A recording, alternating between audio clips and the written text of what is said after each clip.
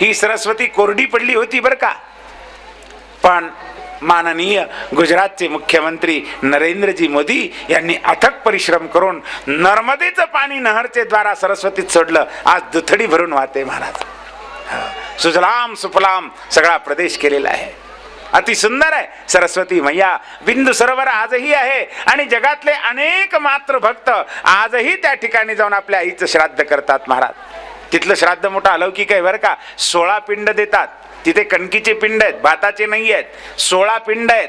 ते पिंडाचे मंत्र सुद्धा वैदिक मंत्र नाही आहेत बरं का, पौराणिक मंत्र आहेत. मात्रे पिंडम ददाम्यहम, मी माझ्या आईला हा पिंड देतोय. का तर 9 महिने माझ्या आणि एवढं मोठं ओझ, पृथ्वी एवढं ओझ माझ्या आईनं माझं सांभाळलं आणि तिच्या ऋणातून मुक्त मला होता येत नाहीये. हा पिंड मी तिला देतोय. अहो जन्माच्या समयी माझ्या आईनं माझ्याकरता किती वेदना सहन केल्या. अहो प्रसूतीच्या वेदना म्हणतात ना, बाळ तर बाळ नाही तर काळ. कित्येक वेळा आईला मरावं सुद्धा लागतं. आपण मरते पण बाळाला जन्म देते. बाळाकरिता किती वेदना सहन करते, किती यातना सहन करते. तिच्या त्या प्रेमातून उतराई होता येईल का हो? कदापि होता येत नाही महाराज. तथापि माझं कर्तव्य म्हणून हा पिंड देतो. मात्री पिंडम ददाम्यहम. आईनं आमच्याकरता किती सहन केलंय महाराज. लालन करा, पालन करा, पोषण करा. किती अहो लहानपणी तर किती सांभाळावं लागतं. इकडं इकडं इकडं तिकडं, या डंगावर जास्त नको, त्या डंगावर, कारण डोकं चपणं होतं, पुन्हा इकडंच काहीतरी होतं. म्हणून त्याला व्यवस्थित ठेवणं, त्याला नाहू घालणं, त्याला तेल लावणं, मॉलिश करणं, त्याला टाळू माखणं, अरे नाना प्रकार महाराज. तळहातातल्या फोडासारखं जपलेलं असतं. जास्त काय सांगावं. लेकरू लहान असताना तेव्हा आई इच्छा असताना सुद्धा आंबट खात नाही, तिखट खात नाही. कारण मी तिखट खाल्लं तर माझ्या बाळाला त्रास होईल, मी आंबट खाल्लं तर बाळाला खोकला येईल. केवढं प्रेम आहे हो आईचं. जगाच्या पाठीवर आईसारखं प्रेमच कोणतं नाही महाराज. वात्सल्य सिंधू आई, प्रेमा स्वरूप आई. स्वामी तिन्ही जगाचा, आई विना भिकारी. एक कवी वर्णन करतात महाराज. काय जिवंत वर्णन आहे हो. आईसारखं हृदयच जगात नाही महाराज. अनेक प्रेम असतील पण त्या प्रेमाला, आईच्या प्रेमाला तुलनाच नाही, उपमाच नाही. मूर्तिमंत प्रेमाची मूर्ती म्हणजे आईचं हृदय आहे. बाळानं कितीही अपराध करू द्या, आईला कधी अपराध वाटतात का? आईनं लेकराला मांडीवर घेतलेलं असतं, पदराच्या आड घेतलेलं असतं, आई पाजत असते. मग लेकरू काय गुन्हानं पेतं का हो? आईला लाथाच मारतं, बुक्क्याच मारतं. कधी कधी आईच्या हृदयाला चावतच बरं का, पण आईला राग येत नाहीये. लाथ मारू द्या, चापट मारू द्या, गालगोच्या घेऊ द्या, केस धरून ओढू द्या, कान धरून ओढू द्या, आईला राग तर येत नाही, पुन्हा हृदय भरून येतं, पाना फुटून येतं, उलट प्रेमच येतं. लेकरानं लाथ मारली तरी अपराध वाटतच. अरे जगात एकच असं हृदय आहे महाराज की किती हे अपराध लेकरानं करू द्या, त्या हृदयाला अपराध वाटतच नाही, उलट कौतुकच वाटत. लेकरू कसंही असू द्या, अनवाळ असू द्या, खोडकर असू द्या, काळं असू द्या, नकट असू द्या, मिचमिच असू द्या, घाण असू द्या, पण असं जरी लेकरू असलं आणि ते धावत धावत बाहेरून आलं की आई म्हणते, आला ग माय माझा राजा, आला ग माय माझा मदनाचा पुतळा. तिला राजाच वाटतो. काळा असू द्या, रोड असू द्या, कुरूप असू द्या, पण तिला मदनाचा पुतळा वाटतो. का? आईचं हृदय आहे. जगाच्या पाठीवर आईच्या हृदयासारखं हृदय नाही, आईच्या प्रेमासारखं प्रेम जगात कुठेच मिळणार नाही महाराज. आणि म्हणून आईच्या ऋणातून मुक्ती नाही आहे महाराज. नाही, तुम्ही काही जरी पिंडदान जरी केलं, मुक्ती नाही आहे. कितीही स्नान केले, कितीही दान केले, काही जरी केलं तरी मुक्ती नाहीच आहे. आता कोणी म्हणेल, महाराज अहो जास्त काय सांगता, आम्ही आमच्या अंगाची कातडी सोलून काढतो, त्याची चप्पल बनवतो आणि आईच्या पायामध्ये घालतो, मग तरी आईच्या ऋणातून मुक्ती आहे की नाही? संत सांगतात, बेटा तरी सुद्धा तू आईच्या ऋणातून मुक्त होऊ शकत नाहीस. कारण अरे ज्या चामडीपासून चप्पल बनवून आईच्या पायात तू घातलेली आहे ना, ती चामडी तरी तुला कोणी दिली? आईनच दिली महाराज. ही चामडी, हे शरीर, हे मांस, हे रक्त, या अस्थी, हे संपूर्ण शरीर मातेनं दिलेलं आहे. काय प्रभूची लीला आहे महाराज. आईच्या हृदयामध्ये, उदरामध्ये बालक असताना बालकाला काही खाता येत नाही, काही नाही, पण बरोबर आईच्या हृदयाला एक नाळ जोडलेली असते आणि ते बालकाच्या हृदयाला तिकडे नाभीला जोडलेली असते महाराज. आणि त्या नाळीतून आईनं जे खाल्लेलं अन्न वगैरे आहे ना, त्याचा सगळा रस त्या बाळाला त्या नाळीतून जातो महाराज. आणि त्या बाळाचं पोषण होतं. अशा प्रकारे आमचं पोषण करणारी, आमचं पालन करणारी, आमचं रक्षण करणारी, आम्हाला लहानाचं मोठं करणारी, आम्हाला जीवन देणारी एकमेव आमची माता म्हणजे साक्षात मूर्तिमंत प्रेमाचा सागर आहे महाराज. म्हणून त्या मातेच्या ऋणातून मुक्ती कधीच नाही बरं का. आमच्याकडं 2 वर्षापूर्वी श्रीमद जगद्गुरु शंकराचार्य स्वामी महाराज पुरी पीठाधीश महाराज आले होते. प्रवचनाच्या वेळी त्यांनी सांगितलं की हिंदू धर्मामध्ये सर्वोच्च पद म्हणजे जगद्गुरु शंकराचार्यांचं आहे आणि त्या पदावर मी बसलो आहे. मी जगात कोणालाही नमस्कार करत नाही. कोणी कितीही मोठा झाला तरी त्यानं यावं आणि मला नमस्कार करावा. मी कोणाला नमस्कार करत नाही, कारण शास्त्र आज्ञा आहे, वेदाची आज्ञा आहे. मी जगद्गुरु आहे, हो, मी संन्यासी आहे, मी कोणालाच नमस्कार. अहो बाकी तर सोडा, पण माझा पिता जरी आला तरी मी नमस्कार करत नाही. पित्याने मला नमस्कार करावा, शास्त्र आज्ञा आहे. शंकराचार्य सांगत होते की पिताश्रीला सुद्धा मी नमस्कार करत नाही, पण त्याच मला तू जगद्गुरु जरी झालास, संन्यासी जरी झालास, परमहंस जरी झालास, तरी जन्म देणारी माता जर समोर आली ना तर तू साष्टांग दंडवत घातला पाहिजे. संन्याशानी सुद्धा आईला नमस्कार करावा. संन्याशांनी कुठलाच प्रपंच करू नये, पण आई जर असेल ना, 4 घरं भिक्षा मागून आईचं पोट भरलं पाहिजे. संन्याशांनी ते केलं पाहिजे. वास्तविक संन्याशाला कुठलंच कर्माचं बंधन नाहीये, पण आईची सेवा केलीच पाहिजे. संन्यास जरी घेतला तरी इतर ऋणातून मुक्ती आहे, पण आईच्या ऋणातून मुक्ती नाही आहे महाराज. आई पाहिल्याबरोबर आईला साधा नमस्कार नाही. अहो संन्यासी देवाला सुद्धा नमस्कार करताना त्या दंडाला नमस्कार करतो बरं का, आणि दंडाचे द्वारा देवाला नमस्कार करत असतो. इथे दंडाचे द्वारा नाही, प्रत्यक्ष आईला साष्टांग नमस्कार घालायचा आहे. का? मात्रेचं ऋण कधीच मुक्त होता येत नाहीये. तथापि माझं कर्तव्य म्हणून मी पिंड देतो आहे. असे 16 पिंड आहेत महाराज. मोठा हृदयाला पाझर फोडणारा आणि प्रसंग आहे त्या ठिकाणी. आजही अनेक मातृभक्त त्या ठिकाणी जाऊन आईचं श्राद्ध करतात. शुकाचार्य महाराज सांगतात, राजा याच ठिकाणी भगवान कपिलांनी आपल्या आईचा उद्धार केला, म्हणून त्याला मातृगया म्हणतात. आज सिद्धपूर म्हणतात. गुजरातमध्ये अहमदाबादच्या जवळ आणि हे क्षेत्र आहे महाराज, सरस्वतीच्या तीरावर. आजही तिथे बिंदू सरोवर आहे. मोठी पवित्र भूमी आहे, तपोभूमी आहे, भगवंताची भूमी आहे महाराज. असो, अशा प्रकारे त्या ठिकाणी आपल्या आईचा उद्धार केला आणि भगवान कपिलांचं दिव्य चरित्र शुकदेवजी महाराज वर्णन करून 3य स्कंद पूर्ण करतात. 4th स्कंदाच्या आरंभी 3री कन्या प्रसूती ती दक्षाला दिलेली आहे. 16 कन्या, त्यापैकी 13 धर्माला दिल्या, 1 अग्नीला, 1 पितराला आणि 1 भगवान शंकरांना दिली आहे. तेव्हा बाकी सगळ्यांचा वंश वाढला, पण सतीचा वंश वाढला नाही. का वाढला नाही असं विचारलं असताना दक्ष यज्ञाच्या विध्वंसाची कथा शुकदेवजी महाराज सांगतात आणि 3 कन्यांचा वंश वर्णन करून आता 2 पुत्राच्या वंशाची कथा सांगत आहेत. स्वयंभू म्हणून महाराजांना प्रियव्रत आणि उत्तानपाद 2 पुत्र आहेत. त्या पुत्राच्या वंशाची कथा करत आहेत. काय कथा सांगतात राहिलेल्या वेळामध्ये आपण पाहूया. तत्पूर्वी थोडंसं नामस्मरण करूया. हरये नमः, हरये नमः, हरये नमः. पुंडलीक वरदा हरे विठ्ठल, श्री गुरु ज्ञानदेव तुकाराम, गोपाल कृष्ण भगवान की, कृष्ण कन्हैया लाल की, कपिल भगवान की जय. श्रीमन्नारायण नारायण नारायण. श्रीकरिता भगवंताचेच अंश अवतार म्हणजे प्रियव्रत आणि उत्तानपाद असे 2 पुत्र आहेत स्वयंभू म्हणून महाराजांना.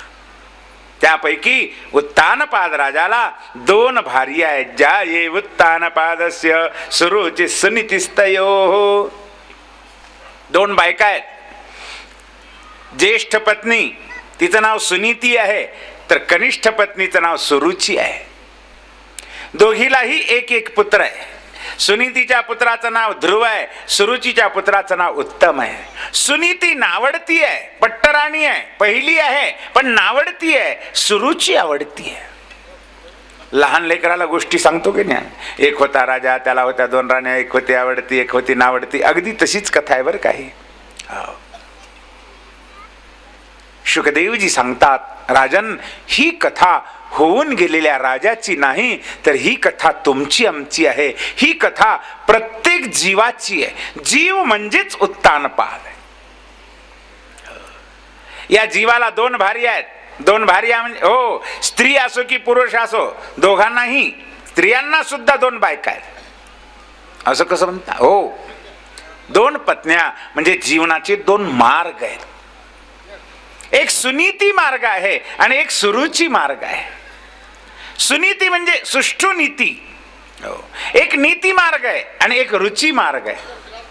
रुची म्हणजे आवड, मनाला आवडेल तसं वागणं, याला म्हणतात रुची मार्ग. आणि नीती मार्ग म्हणजे वाचा बोलो वेद नीती, करू संती केले ते. संतांनी जे केलं, वेदांनी जे सांगितलं, शास्त्रांनी जे सांगितलं त्याप्रमाणेच वागणे, मर्यादेमध्ये वागणे म्हणजे हा सुनीती मार्ग आहे. स्वैर वागायचं. कृपया बडबड करू नका बरं का. श्री कृष्ण गोविंद हरे मुरारे, हे नाथ नारायण वासुदेव. श्री कृष्ण गोविंद हरे मुरारे, हे नाथ नारायण वासुदेव. श्री कृष्ण गोविंद हरे मुरारे, हे नाथ नारायण वासुदेव. कृष्ण गोविंद हरे मुरारे, हे नाथ नारायण वासुदेव. सुरुची म्हणजे स्वैर वागणे, मनःपूतम समाचार, मनात येईल तसं वागायचं. काहीही खा, कुठेही खा, कसंही खा, काहीही बोला, कोणालाही बोला. हा, मोठ्या माणसाला सुद्धा आम्ही बोलतो महाराज ना, तो अधर्म आहे. स्वैर वागणे, कामवाद, कामभक्ष, कामचार म्हणजे सुरुची मार्ग आहे. आणि सुनीती मार्ग वेद शास्त्र आज्ञेचं परिपालन करून धर्मामध्ये आणि नीतीनं वागणे हा सुनीती मार्ग आहे. जीवाला सुनीती आवडते का हो? नाही, सुरुचीच आवडते. पण लक्षात ठेवा, सुनीतीचं फल ध्रुव आहे. ध्रुव म्हणजे ज्याचा कधीच नाश होत नाही, जे अक्षयी आहे त्याला ध्रुव म्हणतात. उत्तम, संतांनी या शब्दाचा अर्थ केला. उत म्हणजे ईश्वर आणि तम म्हणजे अंधार, अज्ञान. ईश्वर विषयक अंधार आहे. आम्ही जर स्वैर वागू लागलो तर आम्हाला ईश्वराचं ज्ञान होणार नाहीये. म्हणून सुनीती मार्गाने चालावं. असो, सुनीतीचा पुत्र ध्रुव एकदा खेळत खेळत वडिलांच्या मांडीवर बसला असताना सुरुचीला सहन झालं नाही. अरे, आज खेळत खेळत बसला, उद्या खरंच गादीवर बसेल हा, आणि हा जर बसला तर माझ्या मुलानं काय करावं? मी तर लाडकी आहे, मी आवडती आहे, मग माझाच मुलगा गादीवर बसला पाहिजे, कारण मी म्हणेल तसंच राजा वागतोय. ती जरी पट्ट राणी असली, महिषी असली, मोठी राणी असली, ती नावडती आहे, नाही मी तिच्या मुलाला बसू देणार. सौती मत्सर याला म्हणतात. सुरुचीनं पाहिलं आणि ध्रुवाच्या हाताला धरून खाली खेचलं. बाळा, नावत्स नृपतेर्धिष्णम भवान आरूढुमर्हति. बाळा, या मांडीवर किंवा या सिंहासनावर बसण्याला तू लायक नाहीयेस, उतर खाले. तुला जर या मांडीवर बसायचं असेल तर तू काय कर, आराधया धूक्षज पाद पद्मम यदि इच्छसे ध्यासनमुत्तमो यथा. तू भगवंताची आराधना कर, उपासना कर, सेवा कर आणि देवाला प्रसन्न करून घे आणि वरदान मागून घे की देवा मला सुरुचीच्या पोटी जन्म दे. आता पहा, देव प्रसन्न झाल्यानंतर हिच्या पोटी जन्म मागायला हिचं उदर म्हणजे काय सोन्यानं रत्नानं मढवलेलं आहे का हो? मलमूत्राचा लवलेश नाही तिथे. अरे, देवच प्रसन्न झाल्यानंतर पुन्हा जन्मवास कशाला मागायचा, गर्भवास? पण ती म्हणते आहे देवाला प्रसन्न करून घेऊन माझ्या पोटी जन्माला ये, मग सिंहासनावर बसू शकशील. तू नावडतीचा पुत्र आहेस, तुला नाही बसता येणार. शेवटी ध्रुव राजाचा पुत्र आहे, क्षत्रिय आहे महाराज. शुकाचार्य वर्णन करतात, राजा दंड हतो यथा ही. एखाद्या असली नागाला काठीनं डिवचावं तशी स्थिती झाली. तो नाग जसा फुतकार टाकतो, फणा काढतो, अगदी त्याला सहन होत नाही महाराज, क्रुद्ध होतो. तसा झालेला अपमान राजपुत्राला सहन होत नाहीये.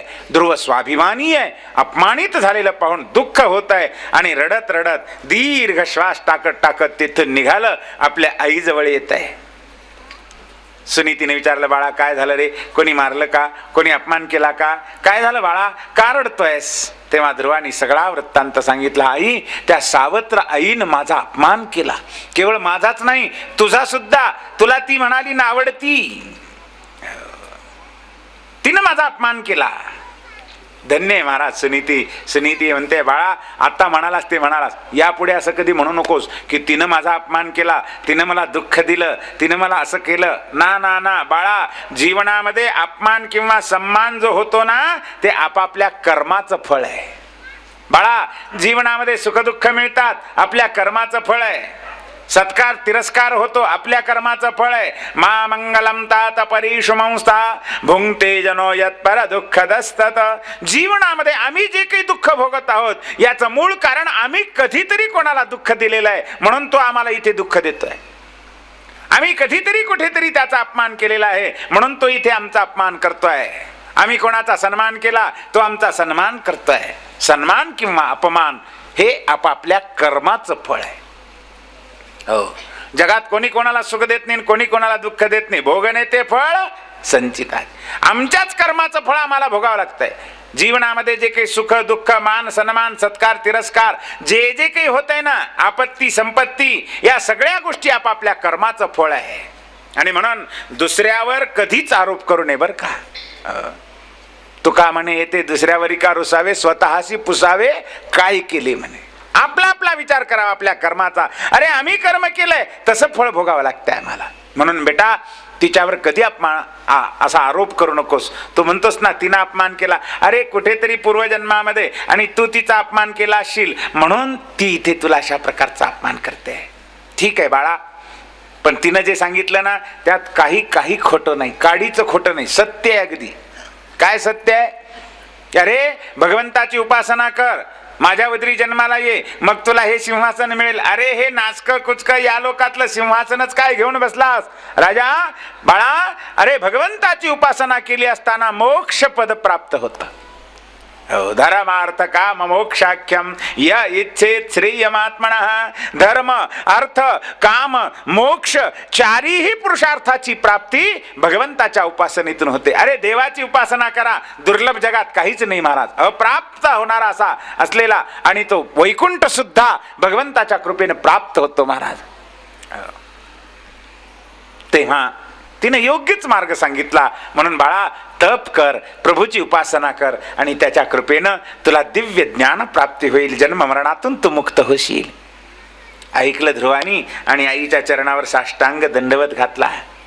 आई, मी निघालो वनामध्ये तप करण्याकरता. ध्रुवानी म्हटलं, आई हे पहा, माझा इथे अपमान होतोय आणि तप करायचं म्हणून मी वनामध्ये एकांतात चाललोय. मला हे सांग की तुझा तरी कुठं सन्मान इथं होतोय? तुझा अपमानच होतोय ना. चल तूही चल माझ्या बरोबर, आपण दोघेही तपश्चर्या करू. सुनीतीनं सांगितलं, नाही बाळा, मला येता येणार नाही, कारण तू पुरुष आहेस, तू स्वतंत्र आहेस, मी स्त्री आहे, मी परतंत्र आहे. स्त्रीनं स्वातंत्र्यानं कधी वागू नये. हा विचार 5000 वर्षापूर्वीचा आहे बरं का. आता लोकशाही 21व्या युगामध्ये शिरलेला आहोत आणि आता विज्ञान युग आहे, हे समानतेचं युग आहे. आताचा विचार निराळा, पण हा 5000 वर्षापूर्वीचा निराळा आहे, विचार आहे. आमच्या ऋषीमुनींचा विचार आहे की स्त्रीनं बालपणी आपल्या आई वडिलांच्या आज्ञेत राहावं, तारुण्यामध्ये पतीच्या आज्ञेत राहावं आणि म्हातारपणी पुत्र सांगतील तसं वागावं, मुलाबाळांच्या अधीन राहावं. न स्त्री स्वातंत्र्य मराठी म्हणून महाराजांनी म्हटलेलं आहे. आज याचा विपरीत अर्थ केला जातोय. आज स्वातंत्र्याच्या नावाखाली स्वैराचार चाललाय महाराज.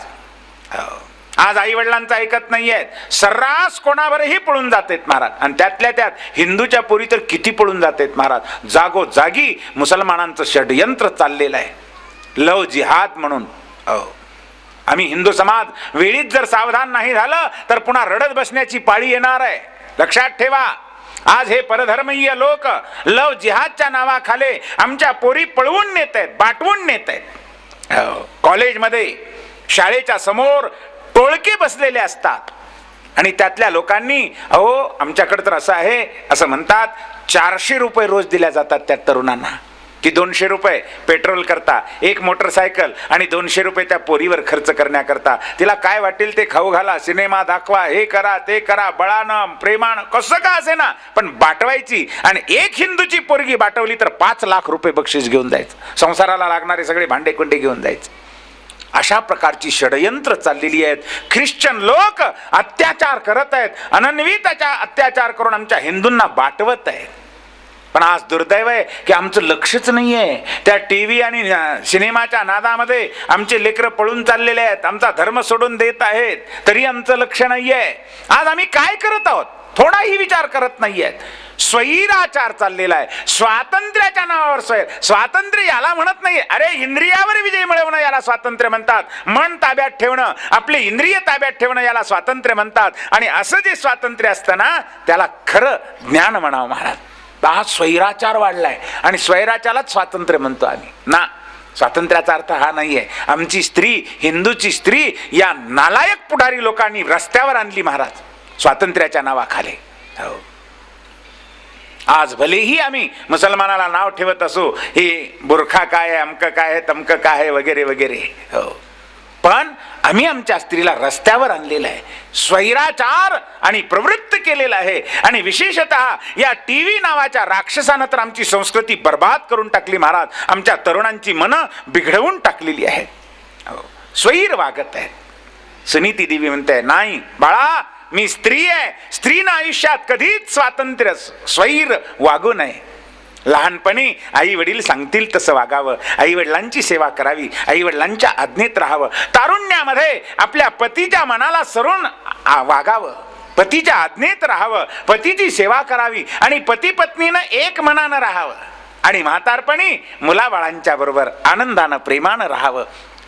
हा धर्म दंडक आहे. म्हणून मी येऊ शकत नाही आणि मला यायची गरज नाही. आमच्या धर्मात असं सांगितलेलं आहे की स्त्रीला तीर्थयात्रेला जायची गरज नाहीये, राना वनात जायची गरज नाहीये. तिनं प्रेमानं पतीची सेवा करावी. पतीच्या चरणात जगातले सगळे तीर्थ आहेत महाराज. पातिव्रत्य धर्म आहे हा. सुनीती सांगते बाळा, तू स्वतंत्र आहेस पण मी स्वतंत्र नाहीये. तू अरण्यावनामध्ये जाऊ शकतोस पण मी जाऊ शकत नाही. मला येण्याची गरजही नाहीये. इथे माझ्या पतीची सेवा, हेच माझं तप आहे, हाच माझा जप आहे, हेच माझं यज्ञयाग आहे, हेच माझ्या जीवनाचं सार सर्वस्व आहे. माझा पती हाच देव आहे. मला कुठल्या मंदिरात सुद्धा जायची गरज नाही. स्त्रीला अरे चालता बोलता पती हाच देव आहे. तेव्हा मी येऊ शकत नाही बाळा, तू एकटाच जा. बाळा, मी जरी नाही आले तरी माझे आशीर्वाद तुझ्या पाठीशी आहेत. माझा नारायण तुझं कल्याण करील. जा बाळा. एक महान साध्वी पतिव्रता आशीर्वाद देते महाराज. ध्रुवानी आईच्या चरणावर साष्टांग दंडवत घातलं. सुनीती म्हणते बाळा, मला नमस्कार केला तरी माझे आशीर्वाद आहेत आणि नमस्कार नाही केला तरी माझे आशीर्वाद तुझ्या पाठीशी सदैव आहेत. बाळा, तू लाथ मारली तरी माझे आशीर्वाद तुझ्या पाठीशी आहेत. पण एक लक्षात ठेव, ती सावत्र आई आहे ना, तिला नमस्कार केल्याशिवाय तिचे आशीर्वाद मिळणार नाहीत. म्हणून बाळा, मला नमस्कार नाही केला तरी चालेल पण त्या आईला जाऊन नमस्कार कर. सुनीतीनं ओळखलंय हे परमार्थाचं रहस्य आहे महाराज, की परमार्थ करत असताना ध्यानधारणा असो, जपजाप्य असो, यज्ञयाग असो, कुठलंही कर्म करत असताना आपल्या हृदयामध्ये कोणाबद्दलही वैरभाव नसावा, शत्रुभाव नसावा. आमची संध्या करताना, यज्ञयाग करताना, पूजा करताना मंत्र आहेत बरं का तिथे. सर्वेषां अविरोधेन संध्या कर्म समारभेत अपसर्पंतु ते भूता ए भूता भूमि संस्थिताः ए भूता विघ्न कर्तारस्ते नश्यन्तु शिवाज्ञया अपक्रामन्तु भूतानि पिशाच्चा सर्वतो दिशं. सर्वेषां अविरोधेन पूजा कर्म समारभेत, सर्वेषां अविरोधेन यज्ञ कर्म समारभेत, सर्वेषां अविरोधेन संध्या कर्म समारभेत. शास्त्र आहे सर्वेषाम अविरोध, कोणाबद्दलही वैरभाव नसावा. ध्यान करताना, जप करताना वैरभाव कधीच कोणाबद्दल ठेवू नये बरं का. निर्वैर होऊन साधना करावी. कारण वैरभाव एखाद्याबद्दल सुद्धा जर हृदयात वैरभाव असला ना, मग काय होतं पहा, देवाचं ध्यान यायच्या ऐवजी त्या वैऱ्याचंच ध्यान येतं हृदयामध्ये, त्या वैऱ्याचं स्मरण होतं. म्हणून वैरभाव कधीच कोणाबद्दल नसावा. हा भाव जाणून सुनीती सांगते बाळा, त्या आईला नमस्कार कर, तिच्याबद्दल वैरभाव ठेवू नकोस. असो ध्रुव सुनीतीचे मातेचे आशीर्वाद घेऊन वनामध्ये निघतो आहे. त्या सुनीतीला सुद्धा, सुरुचीला सुद्धा थोडं मनात वाटतं बरं का, छोटंसं लेकरू चाललंय अरण्यात. त्याच्या वडिलांच्या सुद्धा मनाला दुःख होतंय, पण करतो काय, तिच्या अधीन गेल्यामुळे काही बोलताच येत नाही. आणि ध्रुव राज्य त्याग करून गाव सोडून अरण्यामध्ये वनामध्ये शिरला. रस्त्याच्या दोन्ही बाजूला दुथडी गगनचुंबी वृक्ष आहेत, अंधार पडलेला आहे, सूर्याचं किरण येत नाही आहे आणि अशा प्रकारचं जंगल, रस्ता नाही आहे. हो, काटे कुटे दगड धोंडे वळण घाट चढ उतार. अहो, चालता चालता पानांची सळसळसळ होते. ध्रुव पाहतो, काय वाजलं? मोठा साप चाललेला आहे. कधी सापाचे फुतकार कानावर येतात, कधी हत्तीचे चित्कार येतात, कधी सिंहाची गर्जना येते, तर वाघाची डरकाळीच येते. ऐकल्याबरोबर ध्रुवाचं हृदय कंपित होत आहे. चालता चालता ध्रुवाला आईची आठवण येते. अरे, मला भूक लागल्यानंतर रोज माझी